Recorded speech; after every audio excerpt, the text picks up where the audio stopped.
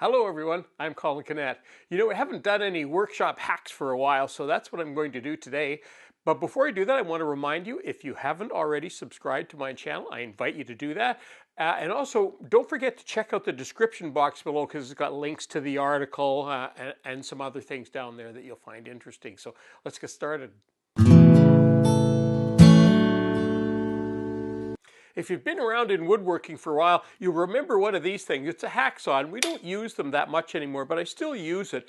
The problem with hacksaws is sometimes the blade would break, and if it was me, it was the only blade that I would have. Then you've got a broken blade, and how do you finish cutting through something when you only have half a blade? Well, what we used to do is we would use some vice grips, and we could take that hacksaw blade and grab the end of it. The problem is if you just grab the end of it, you can't put any pressure on it because it keeps flipping up. So what you do is you put it a little bit lower and put it so that it butts up against the actual vice grips right there, and now you can put all sorts of pressure on that, and if you've got a broken blade you can still get through it. But look, these days we've also got reciprocating blades, and they'll do the same thing. If you take that and put it underneath so that part of it just butts up against there, now you've got a real nice little saw. And especially if you're doing some little fine detail work, which I use these for sometimes,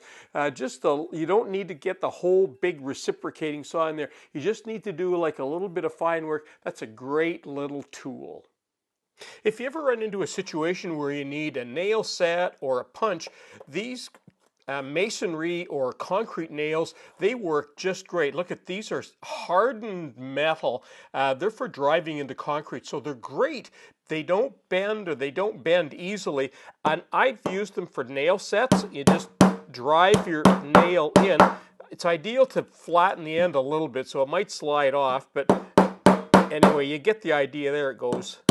Same with that. But look at, you can even use them if you're working with metal and you don't have a punch. They work right through metal. Look at that. Amazing. And look at the point. It's still sharp. So concrete nails, they work great. And here's an old trick for pulling nails out, and I still use this from time to time, and I especially use something like this when I'm pulling nails out of pallets. And if you've ever pulled nails out, if you look at this one, you can see that it's a spiral nail, and when they get a little bit of rust on them, they're very hard to get out. And very often, if you don't get a good grip with your hammer and get really close in, you'll tear the head off. Then they're a real struggle to get out. So, and you can use this, you know, back and forth, whatever works best, but it gives you that extra leverage for pulling nails out, and especially nails that are really tough. Very easy. So all you need is a wedge. You drill a hole through the center of it, then just run it up with your bandsaw, and you can slip it on any size nail. Works great. Okay, I've got a couple of things going on here.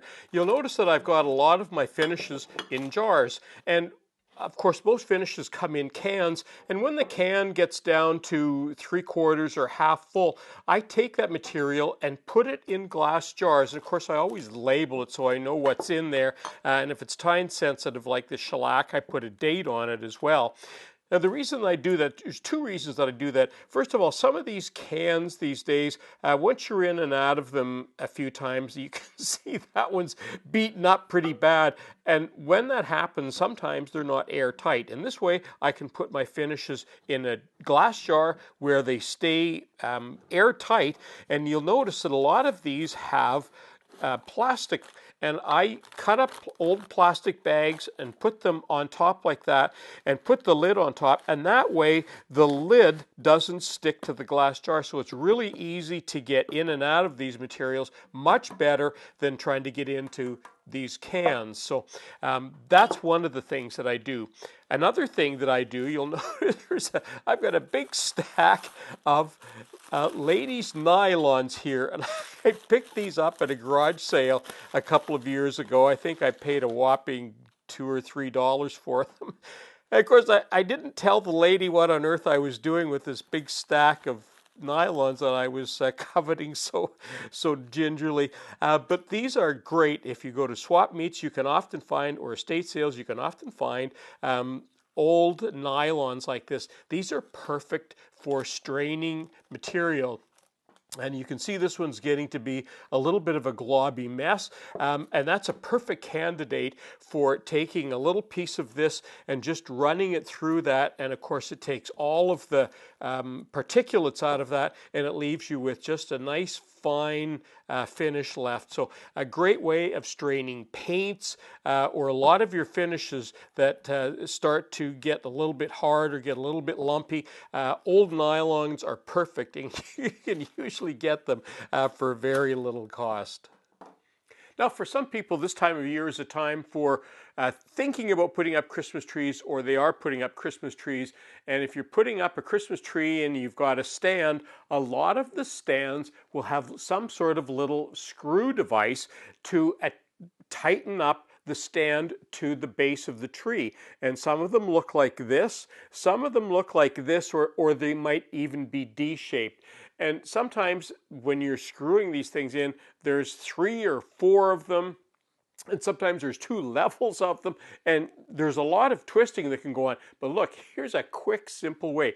If you've got this kind, get yourself a loop like this and put that into your electric drill. And look at this. When you're underneath the Christmas tree and somebody's holding it up and you're trying to screw this kind of an angle thing in, look at, you can just screw those things in really quickly by doing that. But look at, if the reverse is true, if you have these kinds of things, or if you have these kind of things, or they're D-shaped, sort of a D shape, you can use this. This will do the same thing. Be careful, because you can bang yourself when you put that in. But look at it, it does the same thing.